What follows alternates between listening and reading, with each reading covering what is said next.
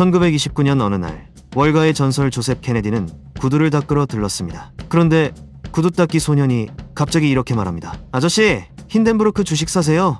요즘 엄청 오르거든요. 케네디는 그 순간 등골이 서늘해졌습니다. 집에 돌아가자마자 모든 주식을 팔았죠. 몇 달 후 역사상 최악의 대폭락이 시작됐습니다. 왜 그는 구두 닦기 소년의 말 한마디에 전 재산을 움직였을까요? 그리고 왜 그 판단은 정확했을까요? 오늘은 차트도 금리도 실적도 아닌 시장보다 먼저 움직이는 신호에 대해 이야기해보려 합니다. 바로 인간지표입니다.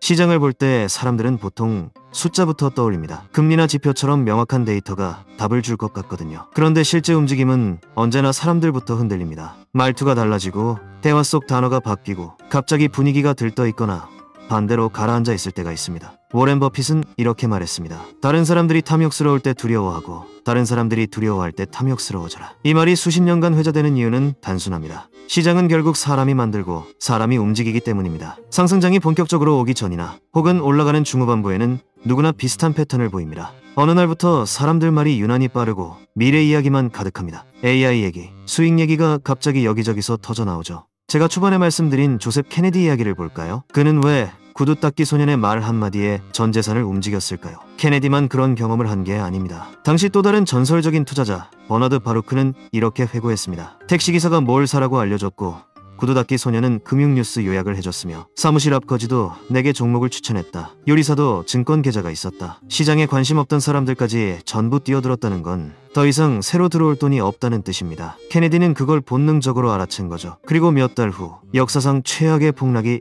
시작됐습니다. 이 패턴은 시대가 바뀌어도 반복됩니다. 2000년 닷컴 버블 직전 회사에 닷컴만 붙으면 주가가 폭등했습니다. 인터넷이 뭔지 모르는 사람들까지 기술주에 뛰어들었죠. 나스닥은 5천을 돌파했다가 18개월 만에 78%가 증발했습니다. 2021년 밈 주식 열풍 때는 레딧의 월스트리트 배츠 게시판이 들끓었습니다. 게임스탑 주가는 한 달 만에 1600% 폭등했고 평소 주식에 관심 없던 사람들이 숏스퀴즈를 외치기 시작했습니다. 결국 공매도 세력과 싸우던 개인 투자자들 중 상당수는 고점에서 물려 손실을 떠안았습니다. 이런 현상에는 이름이 있습니다. 첫 번째는 포모, 놓치는 것에 대한 두려움입니다. 가격이 오르는 걸 보면서 나만 못하면 어쩌지 라는 불안이 엄습합니다. 이성적 판단보다 감정이 앞서고 결국 가장 비싼 가격에 뛰어들게 됩니다. 두 번째는 손실 회피입니다. 사람들은 이익을 얻을 때의 기쁨보다 손실을 볼 때의 고통을 약 2배 더 크게 느낍니다. 그래서 오르는 주식은 빨리 팔고 떨어지는 주식은 손절을 못하고 계속 들고 있게 됩니다. 언젠가 오르겠지라는 희망으로 손실을 확정짓지 못하는 거죠. 세 번째는 군중 심리입니다. 인간은 사회적 동물입니다. 다른 사람들이 사면 나도 사고 싶고 다른 사람들이 팔면 나도 불안해집니다. 특히 불확실한 상황에서 우리는 본능적으로 무리를 따릅니다. 이 세 가지가 결합되면 상승장 끝자락에서 지금 안 사면 평생 후회할 것 같은 기분이 듭니다. 그리고 그 순간이 대개 가장 위험한 순간입니다. 재미있는 건 이 인간의 감정을 측정하려는 시도가 실제로 존재한다는 겁니다. 월가에서 공포지수라고 불리는 빅스는 S&P 500 옵션 가격을 기반으로 향후 30일간의 시장 변동성을 예측합니다. 빅스가 20 미만이면 시장이 안정적이고 투자자들이 편안한 상태입니다. 30에서 40 사이면 불안감이 상승하고 변동성이 확대되는 구간이고요. 40을 넘어가면 극도의 공포, 패닉 상태입니다. 2008년 리먼 브라더스 파산 당시 빅스는 89.53까지 치솟았습니다. 2020년 코로나 폭락장에서는 85.47을 기록했죠. CNN에서 만든 공포와 탐욕 지수도 있습니다. 이 지수는 7가지 시장 지표를 결합해 0부터 100까지 투자 심리를 보여줍니다. 0에 가까울수록 극단적 공포, 100에 가까울수록 극단적 탐욕이죠. 흥미로운 점은 이 지수들이 극단에 도달할 때 시장은 종종 반대 방향으로 움직이기 시작한다는 겁니다. 반대로 시장이 오래 빠졌을 때는 분위기가 말도 안 되게 차분해집니다. 말이 줄고 커뮤니티도 썰렁하고 유튜브 알고리즘조차 비관적인 제목만 나오기 시작하죠. 주식하면 망한다, 다시는 안 한다, 이런 말이 일상에서 나오는 시기가 있습니다. 2008년 9월 15일 리먼 브라더스가 파산했습니다. 158년 역사의 투자은행이 하룻밤 만에 사라진 겁니다. S&P 500은 불과 2달 만에 40% 이상 폭락했고 전 세계 금융 시스템이 마비 직전까지 갔습니다. 그때 사람들은 자본주의가 끝났다고 말했습니다. 바로 그 시점에 워렌 버핏은 뉴욕타임스에 기고했습니다. 미국 주식을 사라.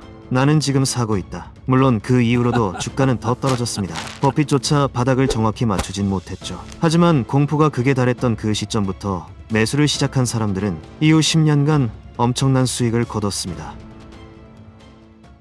이 시점에서 사람들의 언어가 바뀝니다. 성장, 수익률, 기회 같은 단어는 사라지고 배당, 안정성, 꾸준함 같은 키워드가 다시 등장합니다. 이 흐름에서 배당주처럼 안정적인 무드의 자산이 자연스럽게 언급됩니다. 이건 누가 조언해서가 아니라 사람들이 본능적으로 불확실성을 피하려는 행동이 드러난 인간 지표입니다. 여기서 흐름이 반전됩니다. 사람들이 흥분과 체념이라는 극단적인 감정에 도달할 때 시장은 오히려 방향을 바꿀 준비를 하고 있을 때가 많습니다. 흥분의 최고점은 보통 시장의 마지막 불꽃이고 체념의 끝은 시장의 바닥을 다지고 난 후인 경우가 많습니다. 그렇다면 우리는 이 인간 지표를 어떻게 활용할 수 있을까요? 첫째, 주변의 언어를 들어보세요. 평소 투자에 관심 없던 사람이 특정 종목을 언급하기 시작하면 그건 경고 신호일 수 있습니다. 반대로 투자 커뮤니티가 조용해지고 다 팔았다는 말이 늘어나면 그건 관심을 가져볼 만한 신호일 수 있습니다. 둘째, 나의 감정을 관찰해보세요. 지금 안 사면 영원히 못할 것 같다는 생각이 든다면 그건 포모의 징후입니다. 이제 주식은 쳐다보기도 싫다는 생각이 든다면 그건